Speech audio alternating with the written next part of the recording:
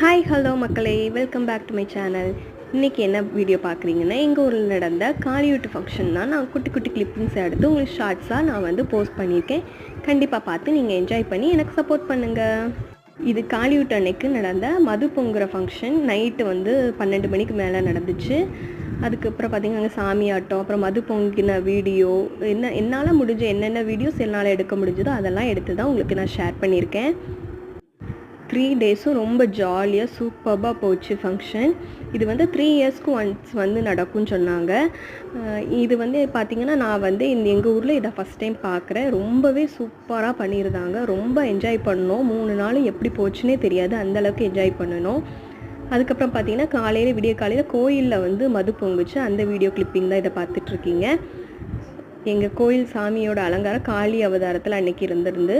Thank you, thanks for வாட்சிங், பாய்.